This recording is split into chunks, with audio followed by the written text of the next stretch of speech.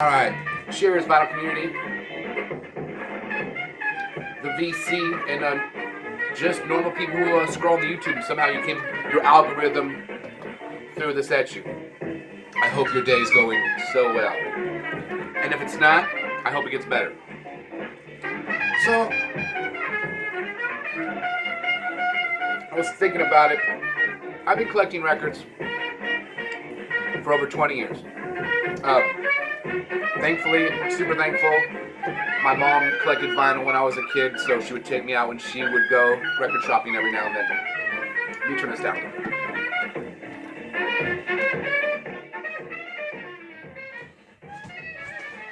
Try to keep that low. Hopefully it doesn't get recognized. I don't think it will. But so anyways, when you've been collecting for that long, it's like there's definitely some albums I haven't listened to in a while. And I come to this conclusion at least once a year. So I was like, kind of going through, looking for stuff. But, trying to rearrange to squeeze some of my new rivals into their permanent home. And I had this Jimi Hendrix box set that I moved out of the way because I figured I had the box set in like one of my cubby holes. So I figured take that out, put it with some of the box sets I have. I don't have a bunch of box sets, but I have two on this other side. So I figured set that over there. Give it opening. I have over 60 Hendrix albums, so I have basically almost a whole cube full of Hendrix albums. So I had an overflow in this other cube, so I scooted those over, squeezed some jazz over. So going through, and I found some albums that I forgot about, and that's what popped in my head. Gosh damn, you got a lot of stuff that is in your collection that you still haven't really absorbed, and I'm sure that's common with other people who collect music and vinyl and stuff. So, last night I was going through and found this one. And when I was taking jazz improv back in my junior college days, with my good friend Yu, amazing guitar player who's in Japan, from Japan. He's there right now, so. But he got me into Charlie Parker, and so back in the day, I got this album for $5. One of my dogs, got it. She used to like sponge the whole section of my records every now and then. Oh my gosh!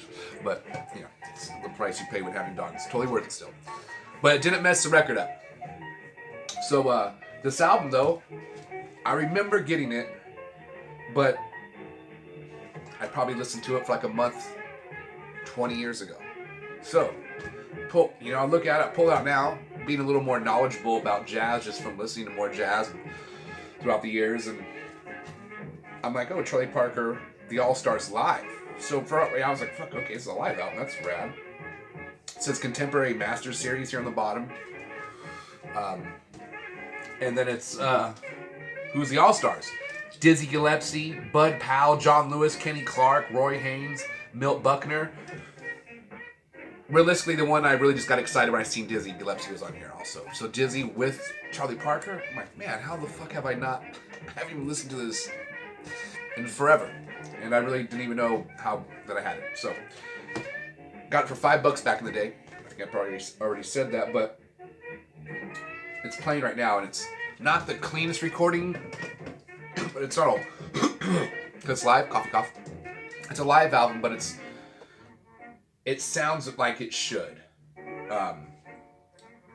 Not too good, but not too crummy. And but I love live stuff like this, where just hear them getting it on back in the day, and it's not that big of a venue. And I love that you can hear a handful. It's a good, probably like, who knows, 30, 40 people in there. These are, straight legends, and they had played just the same if there was two people in the damn room, but it's cool just to hear. It's not like, the claps are spread out. So anyways, super stoked that I found this last night, rediscovered it, so to speak. And so I had this one I haven't even listened to. I'm going to give this one a listen to. And it's Charlie Parker Volume 4. And Charlie Parker with Walter Bishop on piano, Mundell Lowe on guitar. Okay, Teddy Kotick on bass, and Max Roach and Roy Haynes on drums. Recorded in New York City in 1951. And again, got this one for, back in the day, $3.50. You could. Now, this was in Monterey, where they had the Monterey Jazz Festival. So back in the day, just abundance of jazz there at the record stores. And one that I forgot about. This kind of happened a while ago with this album, and I thought I'd just show it because it's a really cool album. I got a long time ago. Muddy Waters, live at has a picture of the place in the back at Mr. Kelly's. Super cool picture on the back showing the outside of the venue. It's Chicago's finest barbecue ribs, chicken steak, prime rib. So it's like a restaurant venue. It's got, Muddy Waters up on the marquee right there. And so it's a chess label. Got this back in the day. Again, a little more pricey, $12.89, $13. And I looked this one up a while back and it's worth some money now, but screw that. This thing sounds killer. So if you already have it in your collection by chance, give this one a listen again. Or if you're like, somehow we're listening to it recently, or you already know about this, throw a comment. This is a killer album right here. Really good.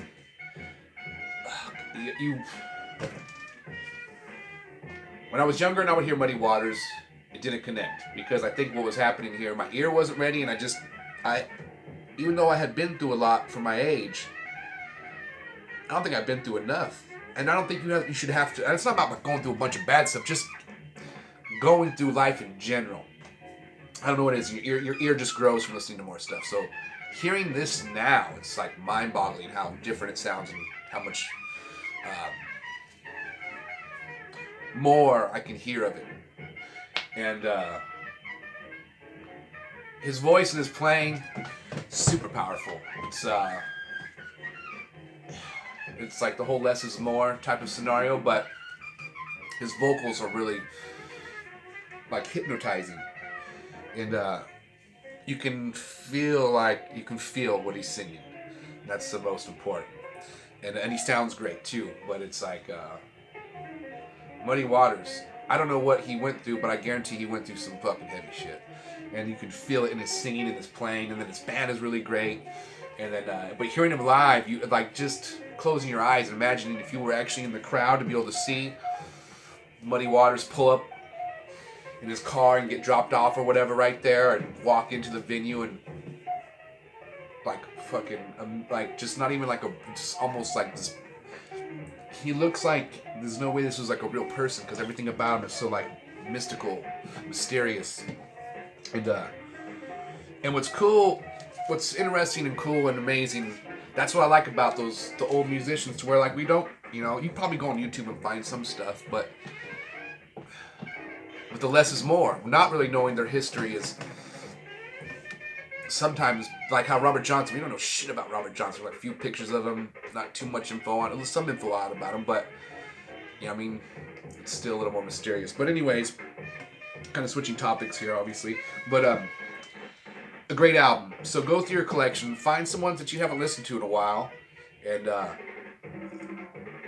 reconnect, because it's so easy now. There's so much stuff coming out, and following all these channels, I think it's easy to get caught in the hype of just trying to keep up with all the new stuff that's coming out, which is also fun, but that's almost like there's only so many listening hours in a day. So realistically, for me, it's about the listening. It's not about the collecting.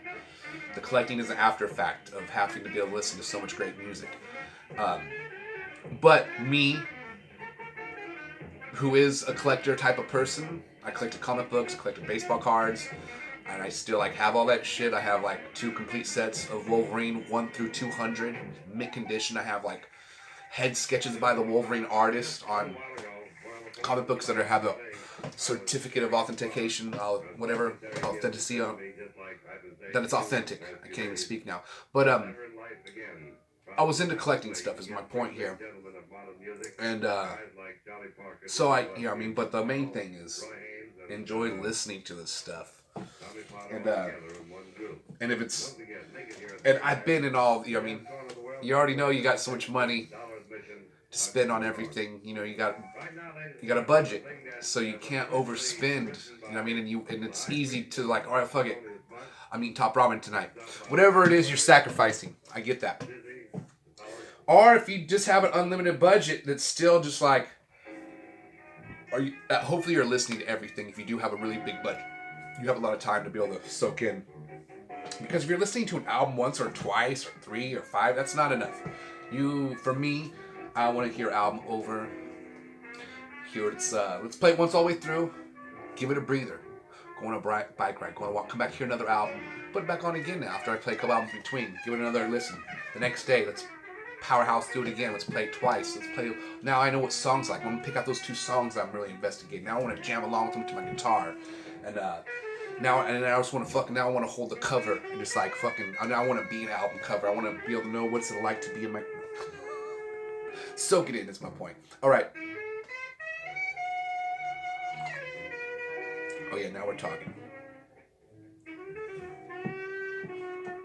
And it's, it's crazy how you can feel just as much motion from hearing a good musician play their instrument as you can hear from Muddy Waters' voice. Because your voice is an instrument. You should, when you're playing a guitar, for me, even though I love playing fast and I love all types of guitar, well, you want to make your guitar sing, because that's gonna be that's gonna be catchier when your guitar sounds like it's singing, like something you would sing with your voice. And so that's I think that's why you can feel just as much emotion, because technically, if you're playing your instrument right, like they're doing the saxophone or trumpet or whatever it is they play, they're singing through it, so to speak, even though they're not saying words. You're not hearing specific words, but they are saying words and emotion and feeling and experience and smell and touch and everything, all compounded almost. So who knows? Hopefully that's what you're doing too when you're singing. You got to put all that in there and multiply all the emotion. But either way, super awesome. All right, I'm almost done with this cup. We're gonna ride you out to 14 minutes. And that's why I made that caption the other day, that the vinyl community has become my therapist, because I feel like I'm one of those people we're all this type of people that we have a lot of stuff just going on in our heads. So subconsciously your brain's even doing a lot of other stuff you don't think about, like your heart pumping, your blood going through your body and your nerves and electricity and all that weird stuff. Your brain, you don't visualize that shit, but somewhere it's happening. So I feel like it's good to get this out, talk to you guys. Get my dog. She's on the hunt for the squirrel. Oh, and there is one. I have the blinds shut, so she can kind of see movement. Hey, there's nothing there.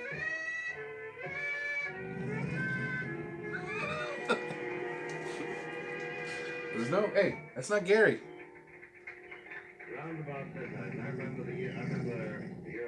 Hey, I know you're like the nicest dog ever, and I know you would not harm the damn squirrel. What's with the aggressiveness? Oh gosh, we gotta check out. All right, guys. You know what? Go like and subscribe to everyone else's channel, because I don't feel like telling people to like and subscribe to my own channel. I feel like that's just common sense. If you really like the channel, you're gonna do that. So go like and subscribe to other people's channels, and stay positive and play lots of vinyl. And let's do one more cheers with you guys. Some great coffee. Later. See you next time. Bye.